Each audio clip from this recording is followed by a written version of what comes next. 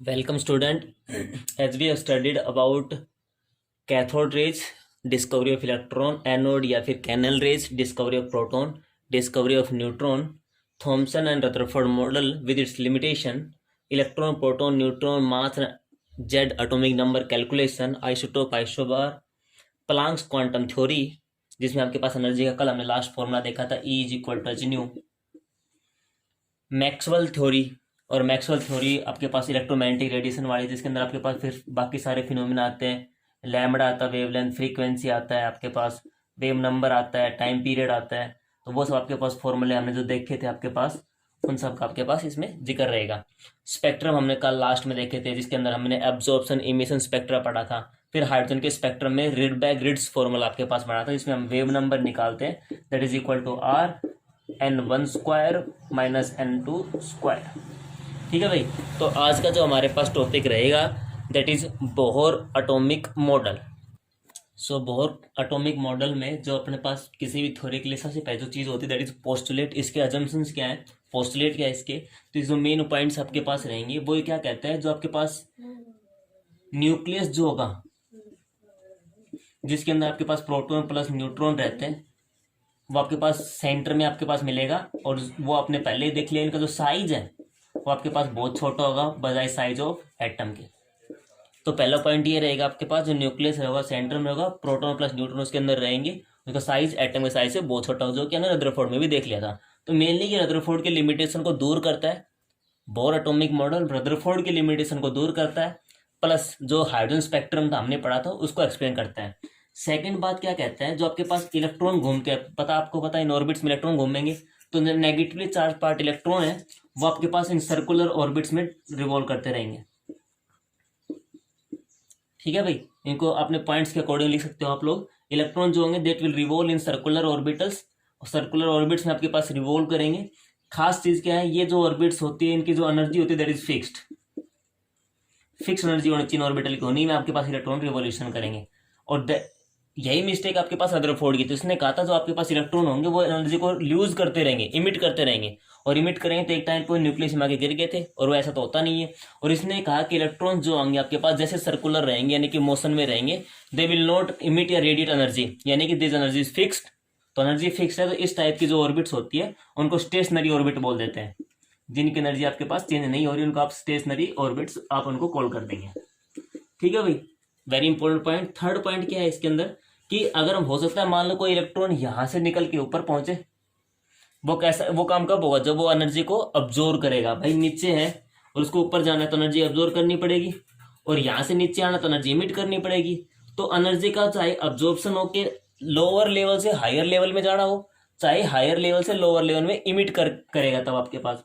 तो दोनों केस में जो एनर्जी होगी that is quantised, is equal to H nu. ठीक है भाई।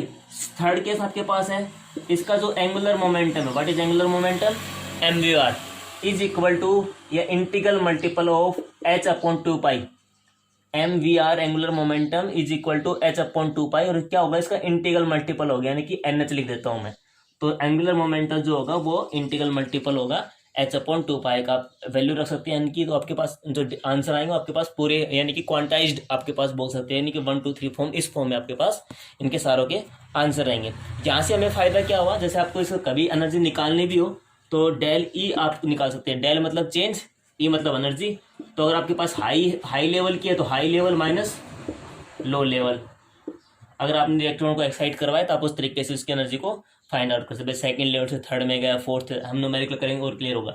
तो these are the postulates of Bohr atomic model. ठीक है, तो इनको आपको अपने लैंग्वेज में पुटअप करना होगा कि न्यूक्लियस रहेगा, प्रोटॉन प्लस न्यूट्रॉन रहेंगे, सेंटर में रहेगा वो, और उसका साइज एटम के साइज से बहुत छोटा होगा। सेकंड, इलेक्ट्रॉन जो होंगे वो आपके पास इन ऑर्बिट्स में घूमेंगे, जिसकी एनर्जी फिक्स होगी, स्टेशनरी ऑर्बिट्स आपके पास होंगे। एनर्जी जो होगी क्वांटाइज होगी। Angular momentum M V R is also a integral multiple of N H upon 2 pi, मतलब हम बोल सकते हैं इट इज आल्सो क्वांटाइज्ड। ठीक है भाई। इलेक्ट्रॉन अब्जॉर्व करके हायर लेवल में जाता है, अगर इलेक्ट्रॉन ने एनर्जी अब्जॉर्व करी, एनर्जी ज्यादा हो जाएगी, ऊपर वाले लेवल में चला जाएगा। अगर यहाँ से नीचे आएगा तो एनर्जी को आपके पास इमिट कर सकता है। तो एनर्जी का अब्जॉर्बेशन भी हो सकता है, एनर्जी का आपके पास इमिट भी हो सकती है। बोहर एटॉमिक मॉडल की मदद से हम रेडियस को भी कैलकुलेट कर सकते हैं। वैसे हम जो फिलहाल जो बोर एटॉमिक मॉडल पढ़ रहे हैं, हम हाइड्रोजन स्पेक्ट्रम के लिए पढ़ रहे हैं, तो जेड की वैल्यू यहाँ पे 1 होगी। बाकी अगर किसी के लिए देखेंगे तो बाद में देखते। चलो, ये आपके पास कोई एटम है, ये उसका न्यूक्लियस है, ठीक है भाई। ये आपके पास यहाँ से यहाँ तक किसको क्या बोलेंगे आप, रेडियस। इलेक्ट्रॉन है, इलेक्ट्रॉन के ऊपर चार्ज, यहाँ पे कोई इलेक्ट्रॉन, उसका चार्ज मैं ई मान लेता हूँ, ठीक है भाई। न्यूक्लियस पे चार्ज कितना हो जाएगा भाई, जेड एटॉमिक नंबर, और चार्ज आपके पास इतना है ही, तो ये न्यूक्लियस पे चार्ज, ठीक है भाई। यहाँ से जैसे इसको आगे फॉरवर्ड करेंगे, ये आपके पास क्या हो गया, mv²/r, जिसको आप सेंट्रीफ्यूगल फोर्स बोल देते हैं। ये आपके पास एक वेलोसिटी टेंजेंशियल जो आपके पास वेलोसिटी है। तो ये आपके पास कंपोनेंट जो हमने इस डायग्राम में ले रखे हैं, R radius, E charge of the electron, Z E charge of the nucleus, क्योंकि जेड एटॉमिक नंबर है यहाँ पे। ये आपके पास टेंजेंशियल वेलोसिटी है और वो आपके पास सेंट्रीफ्यूगल फोर्स रहेगा। तो अगर कूलम्ब्स लॉ को हम यूज करें तो कूलम्ब्स लॉ के अकॉर्डिंग आपके पास E² यानी कि चार्ज, दोनों चार्ज हो गए, यानी कि आपने पढ़ा है Q1 Q2, ये आपके पास जो होता है इसका R² में, ठीक है भाई। तो चार्ज का दोनों मल्टाई रेसिप्रोकल होता है आपके पास रेडियस²। ये बेसिकली 12th में आपके पास कूलम्ब्स लॉ में अंदर आपके पास मिलेगा। अगर इसको थोड़ा और आपके पास सोल्व करें तो ऐसे लिख सकता हूँ ZE²/R²। तो आपके पास टर्म जो आई वो आपके पास क्या आई, ZE²/R², ठीक है भाई। और सेंट्रीफ्यूगल फोर्स जो आपने लिख रखा है इसमें, सेंट्रीफ्यूगल फोर्स जो आपने लिख रखा है दैट इज mv²/r, ठीक है भाई। तो यहाँ से दोनों का हम, जब दोनों आपके पास जो फोर्सेज है इक्वल एंड अपोजिट होता है, आपको पता है दोनों जो फोर्स होते हैं वो एक दूसरे को अपोज करते हैं, अपोजिट फोर्स होते हैं, इलेक्ट्रॉन को बैलेंसिंग आउट करते हैं ऑर्बिट्स के अंदर, आपके पास वो मेंटेन रहे। तो हम यहाँ से लिख सकते हैं सीधा ZE²/R², ठीक है। आपको ज़्यादा इस एक्सपेरिमेंट की ज़्यादा जरूरत है नहीं कैलकुलेशन की, बेसिकली आप अगर लास्ट फॉर्मूला याद रख सकते तो वो ज़्यादा जरूरी रहेगा। तो ZE²/R² is equal to mv²/r, ठीक है भाई। अगर हम हाइड्रोजन के लिए कर रहे हैं तो मैं जेड की वैल्यू क्या से हटा देता हूँ, बाकी में लास्ट में लिख देंगे इसको, ठीक है। तो हाइड्रोजन के लिए जेड इज इक्वल टू 1 होता है, आपको पता है, इसलिए मैंने इसको यहाँ से हटा दिया, फॉर हाइड्रोजन लिख भी दिया, याद रह जाएगा आपको।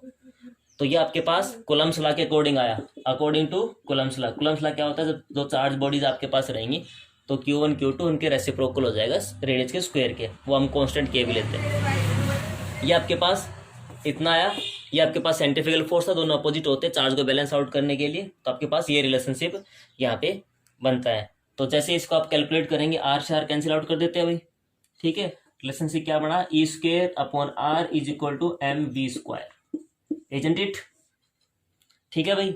आगे इसी को सोल्व करते हैं, तो आपके पास यहाँ तक पहुंच गए हम, हमारे पास क्या फॉर्मूला आ गया,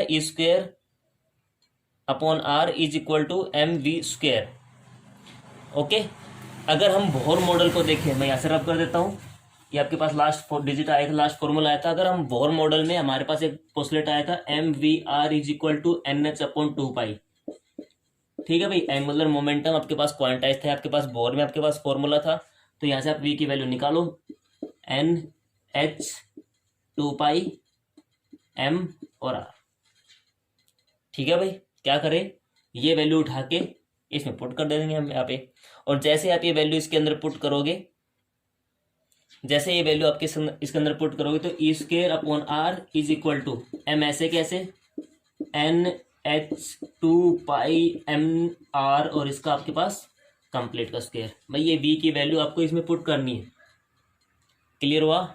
ये आपके पास ऐसे फॉर्मूला है आपके पास, और यहाँ से आप जब भी r निकालेंगे, इससे का क्या कैलकुलेट करना है अपने को, r। तो इसमें जो r आएगा आपके पास एक्सटेंड कर लेंगे आप, तो r निकालने के बाद आएगा m n², एक m तो कैंसिल हो जाएगा यहाँ से, तो m n² h², m n² h² 4π² m² E², ठीक है भाई। तो r की वैल्यूज आपके पास आएगी, इनको आप कैलकुलेट कर लेना, आपको बेसिक कैलकुलेशन है। तो जैसे कैलकुलेशन के बाद इनकी वैल्यूज पुट करेंगे, क्योंकि इलेक्ट्रॉन का मास हमें पता है 9.1 10⁻30 ठीक है भाई। h की वैल्यू आपको पता है 6.6 10⁻34, पाई की वैल्यू आपको पता है। तो जैसे इन वैल्यूज को आप पुट करेंगे यहाँ पे, सारे हम आपके पास जैसे इन वैल्यूज को पुट करेंगे तो आपके पास जो r का आंसर आएगा, दैट इज इंपॉर्टेंट, जो r का आंसर आएगा that is equal to n² into में 0.52 10⁻⁻8 सेंटीमीटर। तो ये आपके पास जो रहेगा लास्ट में आंसर रहेगा, इंपॉर्टेंट है भाई, इसको आप ध्यान रखेंगे। ठीक है, तो लास्ट में आपके पास जो फॉर्मूला आया, आपके पास जो रेडियस निकालने का फॉर्मूला बना, that is n square into में 0.52 10⁻⁸ सेंटीमीटर। अलग लिख सकते हैं, -8 सेंटीमीटर कब आता है? एंगस्ट्रोम के लिए। तो ये फॉर्मूला ऐसे हो सकता है, n स्क्वायर 0.52 एंगस्ट्रोम। वो देख लेना आपको किस यूनिट में दिया गया है। ये तो हुआ हाइड्रोजन के लिए। ठीक है भाई, ये फॉर्मूला किसके लिए रेडियस निकालने का? हाइड्रोजन के लिए। अगर हाइड्रोजन लाइक एटम के लिए निकालना हो तो भाई जेड, तो हम जेड पीछे आपने देखा होगा, पहले लिख देता हूँ मैंने, जेड इज इक्वल टू 1 लिखा था। वो किसके लिए लिखा था? हाइड्रोजन के लिए। अगर मैं ऐसा कह देता हूँ हीलियम 1 पॉजिटिव, इलेक्ट्रॉन तो एक ही है इसके अंदर, लेकिन देखो एटॉमिक नंबर तो इसका 2 होता है, तो इसमें तो आप इसको नेगलेक्ट नहीं करोगे। तो वो जो वैल्यूज आपके पास हो गए वो जेड का स्क्वायर बनता। तो आपके पास इस वाले फॉर्मूले में जो आपके पास वैल्यूज हैं, यानी कि जेड स्क्वायर जो होगा वो आपके पास नीचे आपको मिल जाएगा। जो आपके पास जो कंप्लीट फॉर्मूला बनेगा इन केस ऑफ आर, तो आपके पास जेड यहाँ पे आपको लिखा हुआ दिख जाएगा। तो आपके पास ये फॉर्मूला आपको ध्यान रखना भी, इसके ऊपर न्यूमेरिकल करेंगे तो R is equal to n square into में 0.52 सेंटीमीटर मिले, एंगस्ट्रोम मिले, आपकी मर्जी है। ठीक है, और अगर इसी फॉर्मूले को किसी hydrogen like atom, hydrogen like atom का मतलब क्या होता है? जिसका इलेक्ट्रॉन की संख्या तो सेम है लेकिन मास तो कुछ भी हो सकता है, तो वो आपके पास जेड की वैल्यू यहाँ पे रख देंगे। तो ये आपके पास कंप्लीट फॉर्मूला बनेगा रेडियस निकालना। तो आपको ये फॉर्मूला याद रखना जरूरी है। ठीक है भाई, अगर हमें एनर्जी का कैलकुलेशन करना है तो energy is equal to, total energy is equal to kinetic energy plus potential energy. Kinetic energy 1/2 mv², potential energy electrons की देखेंगे तो भाई E² माइनस का अपॉन आर। ठीक है भाई, तो आपके पास ये रहेगा। तो चलो कोई बात नहीं है, मैं हाइड्रोजन के लिए कर रहा हूँ, अगर और किसी एटम के लिए होगा तो यहाँ पे जेड आ जाएगा, डोंट वरी। और अगर पीछे वाला रिलेशनशिप आपको ध्यान हो रेडियस का, तो हमने एक फॉर्मूला लिखा था mv² is equal to E² upon R. Starting में आपके पास ये फॉर्मूला बन गया था, तो mv² की वैल्यू यहाँ से पुट कर दो, तो 1/2 E² upon R minus E² upon R. तो यहाँ से अपने जैसे आप कैलकुलेट करेंगे तो कितना आंसर आएगा भाई? माइनस का E² अपॉन 2r। तो ये आपके पास एक टर्म आएगी माइनस का E² अपॉन आर। आर की वैल्यू जो हमने पिछले वाले रिलेशनशिप में निकाली थी, कंप्लीट वैल्यूज की बात कर रहा हूं मैं। ठीक है भाई, n स्क्वायर h स्क्वायर ऐसे करके जो वैल्यू निकाली थी वो वैल्यू यहाँ पे पुट करेंगे, तो आपके पास जो E का आंसर आएगा। और वो वैल्यू पुट करने के बाद, वो वैल्यू पुट करेंगे जैसे आप, तो आपके पास आएगा 2π² m e⁴ n² upon h²। या वैल्यू पुट करके देख सकते हो आप इनको, डायरेक्ट आपको याद रखना है तो बहुत अच्छी बात है। तो इनको वैल्यू पुट करेंगे और जैसे इनकी वैल्यू, पाई की वैल्यू, m की वैल्यू, अब E की वैल्यू, सब वैल्यूज जो पुट करेंगे तो आपके पास जो आंसर आएगा लास्ट में E इज इक्वल टू, तो वो आपके पास आंसर जो होगा वो आपके पास रहेगा माइनस का 21.79 10⁻⁻19। ठीक है, माइनस का 2.179 10⁻⁻19 जूल पर एटम। अलग अलग यूनिट्स में आपको मिल सकते हैं क्वेश्चन में, या फिर ये क्वेश्चन आपको अलग यूनिट में मिल सकता है। वो यूनिट क्या रहेगी? 313.6 अपॉन n²। ये आपके पास आंसर मिलेगा तो किलो कैलोरी में मिलेगा। ठीक है भाई, या फिर माइनस का 312 आपके पास रहेगा n², ये आपके पास किलो जूल का आंसर रहेगा। तो वेरियस आपके पास आंसर हो सकते हैं। बाकी आपको जिस भी टर्म में चाहिए, आप 2-3 तो फॉर्मूले आपको क्रैमिंग करना ही पड़ेगा, याद रखने पड़ेंगे। ठीक है, ये सिर्फ कन्वर्जेशन है, जूल को कैलोरी में चेंज कर रखा है, किलो जूल में चेंज कर रखा है। तो ये जब आपके पास फॉर्मूले होंगे, you have to learn this formulas. So basically these are the formula for radius 0.52 angstrom into मैन square upon Z, Z atomic number, N आपके पास जो भी सेल देगा कहाँ से माइग्रेशन होता है। एनर्जी के लिए फॉर्मूला -31312 इंटू में Z square upon n² kilo joule per mole. ये अलग अलग यूनिट्स में हो सकते हैं, देख सकते हो आप किताब में। अगर किसी पे आयंसन इंथैल्पी निकालनी हो, आयंसन इंथैल्पी क्या होती है? आउटर मोस्ट सेल में जो इलेक्ट्रॉन है उसकी एनर्जी निकालने, उसका इलेक्ट्रॉन निकालने के लिए, आउटर मोस्ट सेल में जो इलेक्ट्रॉन रहता है उसकी एनर्जी निकालने, उसका इलेक्ट्रॉन निकालने में जो एनर्जी खर्च होगी उसको आयंसन एनर्जी बोलेंगे। उसके लिए फॉर्मूला रहेगा -13.6 अपॉन n² इंटू में जेड स्क्वायर। mv/nh/2 ये एंगुलर मोमेंटम वाला आपके पास क्वांटाइज्ड, ये आपके पास हमने लास्ट क्लास में रिड्स फॉर्मूला पढ़ा था, nu bar is equal to R Z square into में 1/n1 square minus 1/n2 square. तो first numerical is what is the lambda यानी कि wavelength of a light emitted when an electron in hydrogen undergo transition from n4 to n1। ठीक है भाई, आपको दो n की वैल्यू मिल रही है यानी कि आपके पास n2 रहेगा, मैंने आपको बताया था बड़े वाली वैल्यू n2 होती है, ये आपके पास n1 रहेगा। आपको लैम्बडा निकालना है, तो हमारे लिए जो फॉर्मूला था रिड्स फॉर्मूला न्यू बार का था, और nu bar is equal to 1/λ। तो न्यू बार निकाल के उसका रेसिप्रोकल कर दो, इज इक्वल टू आर जिसकी वैल्यू ये आपके पास होती थी रेडबैक कांस्टेंट की, जेड स्क्वायर, जेड तो हाइड्रोजन है तो 1 रहेगा, n1 का स्क्वायर यानी कि 1 का स्क्वायर 1 और 4 का स्क्वायर आपके पास 16 हो जाएगा। यहाँ से आप कैलकुलेशन करेंगे, ठीक है भाई, और जैसे आप यहाँ से निकालेंगे उसका रेसिप्रोकल कर लेंगे तो ये आपके पास लैम्बडा की वैल्यू आ जाएगी। ये रेडबैक के ऊपर क्वेश्चन रहेगा। Calculate first 5 bore atomic radii for hydrogen. पहली 5 निकालनी भाई, तो पहले 5 मतलब एक बार n की वैल्यू 1 लेंगे, फिर 2 लेंगे, फिर 3, फिर 4 और फिर 5। लेकिन फॉर्मूला क्या रहेगा, आपको रेडियस निकालने, तो रेडियस का फॉर्मूला क्या था, n square 0.52 angstrom upon Z square, वो आपके पास है नहीं, अपॉन सॉरी जेड, तो हाइड्रोजन है तो जेड की वैल्यू 1 रहेगी। रखो तो n की वैल्यू 1 रखेंगे तो सेम रहेगा, n की वैल्यू 2 रखेंगे तो 4 हो जाएगा, तो सेकंड कितनी आएगी 4 इंटू 0.52 एंगस्ट्रॉम। नेक्स्ट में 3 रखेंगे तो कितनी हो जाएगी 9 इंटू 0.52 एंगस्ट्रॉम। ऐसे आप वैल्यूज को रख सकते हैं। तो ये आपके पास बेसिक से क्वेश्चन है, फॉर्मूला ध्यान रखने पड़ेंगे आपको। ऐसे हमारे पास नेक्स्ट क्वेश्चन है व्हाट ट्रांजिशन। ट्रांजिशन मतलब आपको यहाँ पे n की वैल्यूज निकालनी है। ट्रांजिशन तो ये होता है, इन हाइड्रोजन एटम आपको n की वैल्यू निकालनी है, स्पेक्ट्रम वुड हैव, तो ये चीज किसके बराबर है, सेम है यानी कि इक्वल है किसके, wavelength as Balmer transition n4 to n2 of helium atom. तो मतलब ये चीज तो अपने को गिवन है, तो गिवन है तो फिर इसी का यूज करते हैं।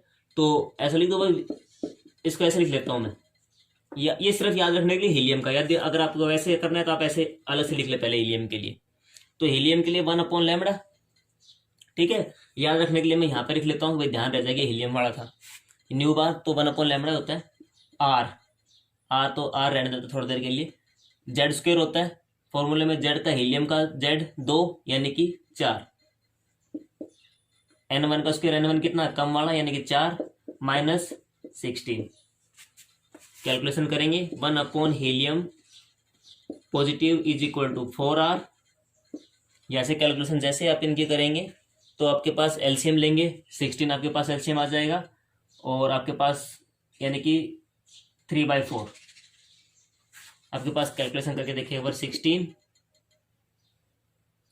16 माइनस 1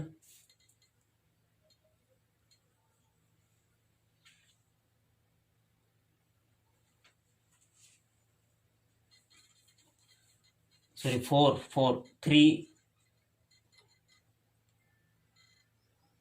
16 ये आपके पास कैंसिल हो जाएगा, तो 1/हीलियम 1 positive is equal to 3r/4।